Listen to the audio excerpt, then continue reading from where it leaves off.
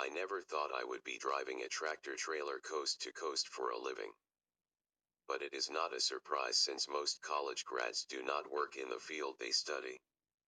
I was supposed to teach high school math, but then the Columbine school shooting happened and my mother insisted I pick a different profession. So here I am in a big red Freightliner Century number 777, just a few thousand miles shy of the 500,000-mile milestone. I love my job. There is no boss or supervisor breathing down my neck. I have a dedicated route along the I-10 and I-20 corridor, but I get to choose when I work, what I transport, where I go.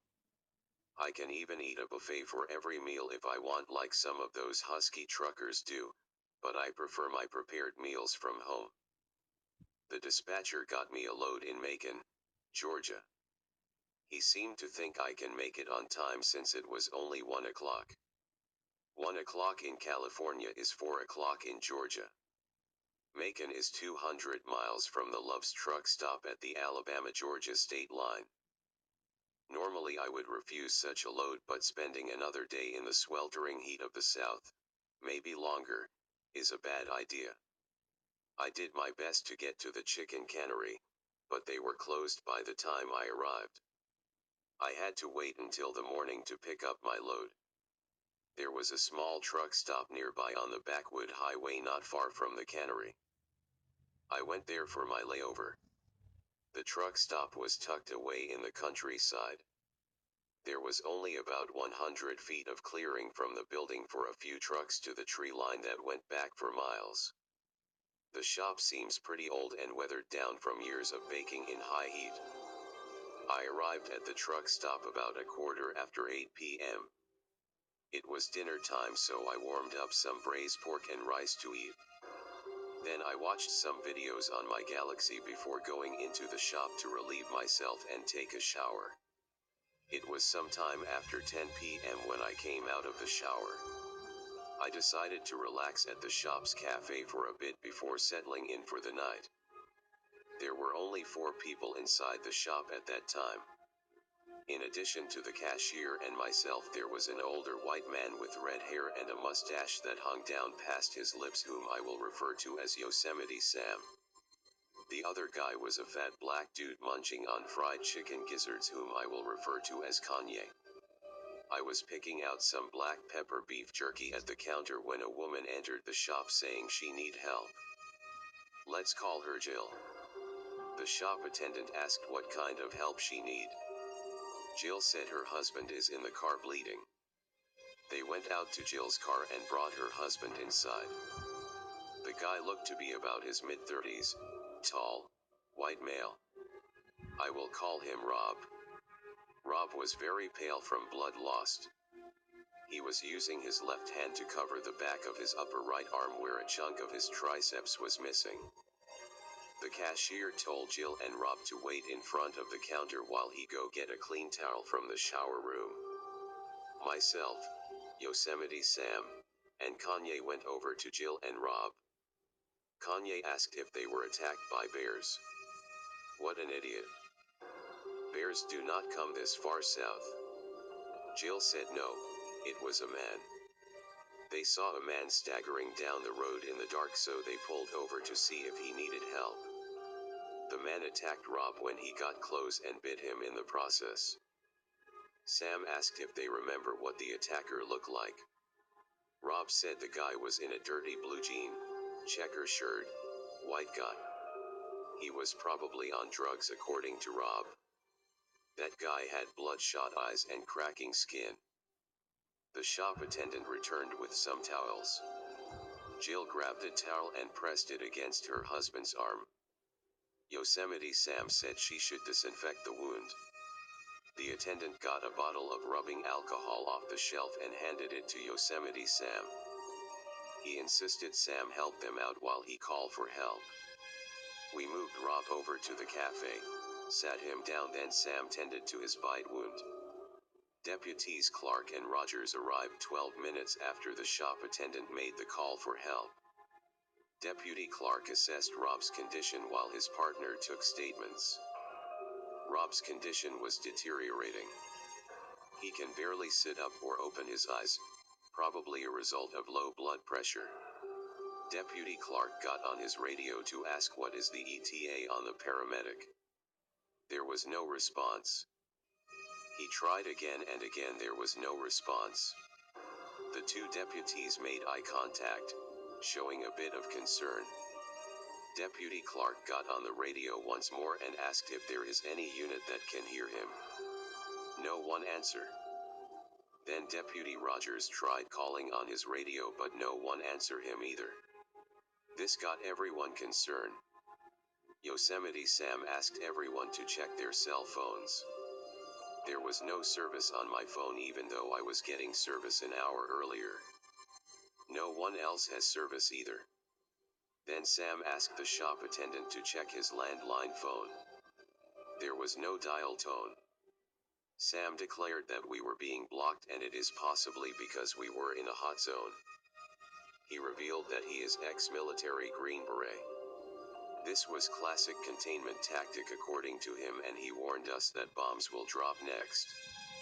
The situation had us all anxious, but to suggest that the military would drop bombs on civilians on American soil was a little far-fetched. Deputy Clark offered a more sensible theory. He said perhaps there was a blackout caused by people running their air conditioners non-stop. Kanye, who was standing by the door, called out for our attention. He said the guy who attacked Rob is outside. Myself, Sam, and the two deputies rushed over to see. Indeed, he was. There was a man wearing a checker shirt staggering up the highway towards the truck stop. The deputies drew their firearms and aimed them at the strange fellow. Deputy Clark ordered him to stop and raise his hands, but the night walker kept on wobbling forward, completely ignoring the command. As the assailant came closer, I can see blood smear around his mouth that contrast brightly against his pale, cracking skin. I have seen a YouTube video of a man on PCP biting people on the street in Florida.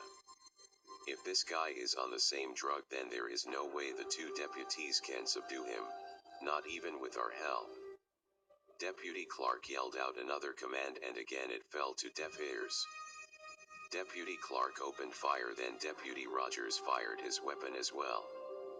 The bloodthirsty man lurching in the dark fell backwards onto the asphalt after taking several slugs in the chest. Deputy Rogers cautiously went over to check the body while his partner made an attempt to call their station to tell them about an officer-involved shooting. Deputy Rogers was stooping down about to check the body for a pulse when began to move. The deputy quickly jumped back, then aimed his gun at the moving corpse. Everyone was in awe to see a man still alive after taking at least 6 rounds to the chest. It sat up, reached out at Deputy Rogers and groaned. Sam yelled out, "Shoot him in the head." Deputy Rogers fired a shot right between the eyes, putting the monster flat on the ground. This time, it did not move. There was silence. Everyone was taking a moment to absorb what just unfolded. But the silence was short-lived. There was a loud shriek coming out of the shop. It was Jill's voice. Sam and I rushed into the shop as the deputies followed. As we entered, I can see Kanye and the store clerk running out the trucker's entrance on the opposite side. It was a grotesque scene that we came to. Rob, who was barely able to keep his eyes open just minutes earlier, was mounted on top of his wife, biting into her neck. Her left ear and a sizable portion of her face was already gnawed off. Deputy Clark pushed me aside, then fired a shot into Rob's head, or should I say zombie Rob, knocking him out in an instant. Jill and Rob are dead. Kanye and the store clerk ran off to his truck and left. If we are to survive the night, we must leave the truck stop and get as far away as possible. Bombs could be dropping soon if we are indeed in a hot zone. I told the deputies that Sam might be right given what we have seen and that we must leave. After a brief discussion with his partner, Deputy Clark told Sam and I to follow their squad car with our trucks, They will lead us out. Sam asked what if we were in quarantine and were not allowed out. If the government wanted everything in the quarantine zone destroyed, then we would be in a bad situation. I suggested we follow the deputies from a distance, just enough to see their lights. If something goes wrong, then they should turn off their lights as a warning to us. Sam and the deputies agreed. All of us got into our vehicles and began driving down the country highway towards the interstate. Unfortunately, the highway to the I-10 goes through the small town where the chicken cannery is. There were mangled bodies in driveways, houses burning, and ghastly town folks roaming the streets. The chicken cannery, a facility made of brick and steel, seemed to be unfazed by the chaos surrounding it. Could it be possible that whatever caused this outbreak originated from there? I was not going in there to find out. My only task was to outrun the undead. We made it through the town full of ghouls and was approaching the interstate. Sam got on the CB radio and advised we go east towards Pensacola, not west towards Macon. Why east? I asked. He said Macon is close to Fort Bragg. If the army was deployed to contain this outbreak, then they would be all over Macon and the surrounding area first before continuing east. It made sense. We drove east towards the Florida coast. About 22 miles out, I saw a light flare up in the side mirror. There was a mushroom cloud about 10 miles in diameter rising from where the cannery was. The truck stopped, the town, the zombies were all obliterated in a single blast. The news headline said a nuclear plant had melted down, but those